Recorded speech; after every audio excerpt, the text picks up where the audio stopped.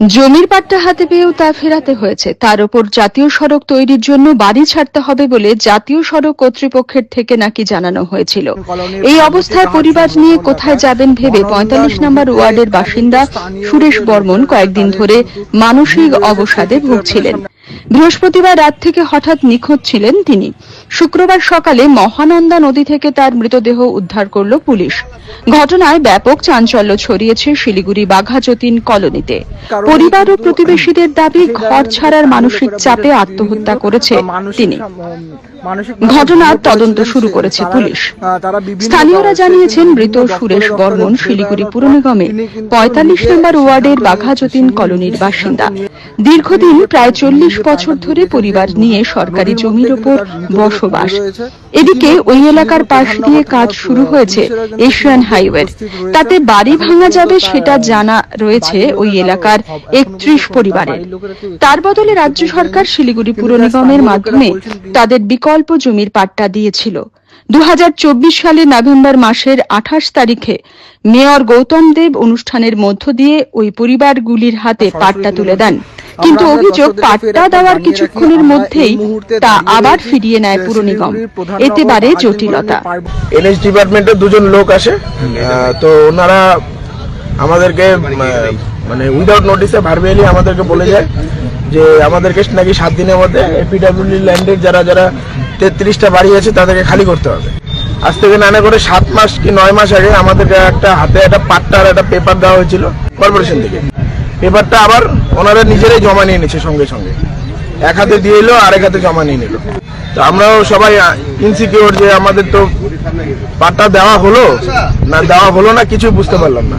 না আমাদের কোনো জমি দেখানো হয়েছিল না কিছু করা হয়েছিল। স্থানীয়দের অভিযোগ, এই অনিশ্চয়তার মধ্যে ২ তারিখ কয়েকজন লোক নিজেদের সরকারি আধিকারিক পরিচয় দিয়ে এলাকায় এসে জানিয়ে যান আগামী ৭ দিনের মধ্যে সরকারি জমিতেই তৈরি বাড়ি ছাড়তে হবে। এরপরেই মানসিকভাবে ভেঙে পড়ে সুরেশ।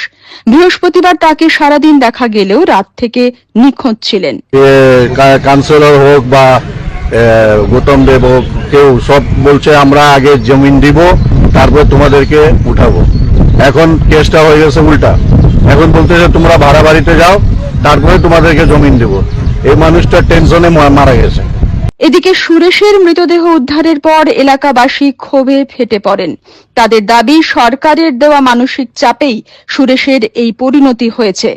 যদিও গোটা ঘটনার তদন্তের দাবি করেছেন তৃণমূল নেতা বেদব্রত দত্ত। তার দাবি, সরকারি কোনো দফতর এভাবে মৌখিক কোনো নির্দেশ জারি করে না। সবার প্রথমে এটা তদন্ত করে দেখতে হবে যে ওই যে লোকগুলি ওখানে এই সব কথা গিয়ে বলে এসেছিল তারা আদৌ ন্যাশনাল হাইওয়ে অথরিটির থেকেই তারা ওখানে প্রতিনিধি হিসাবে গিয়েছিল কিনা, এই নিয়ে কিন্তু যথেষ্ট সন্দেহের অবকাশ আছে। আর নাম্বার 2, যে সরকারি কোনো সংস্থার পক্ষ থেকে গেলে এই ধরনের বাড়তি কথা সাধারণত কোনো আধিকারিকরা বলেন না, এবং তারা কোনো লিখিত কোনো কিছু দেনওনি। তারা সম্পূর্ণ মৌখিকভাবে ওদেরকে 7 দিনের মধ্যে ওই জায়গা ছেড়ে উঠে যেতে বলেছিলেন। এটা আমার কাছে একটু সন্দেহজনক ঠেকছে, এবং সেই চাপটা ওই সুরেশ বর্মনটা নিতে না পেরে আজকে এরকম একটা চরম পদক্ষেপ ওনাকে নিতে হয়েছে। পুলিশ মৃতদেহটি উদ্ধার করে ময়না তদন্তের জন্য উত্তরবঙ্গ মেডিকেল কলেজ ও হাসপাতালে পাঠিয়েছে। অস্বাভাবিক মৃত্যুর মামলা রুজু করে ঘটনার তদন্ত শুরু করেছে শিলিগুড়ি পুলিশ কমিশনারেট। মোহন কর্মকারের রিপোর্ট, পাহাড়িয়া টাইমস।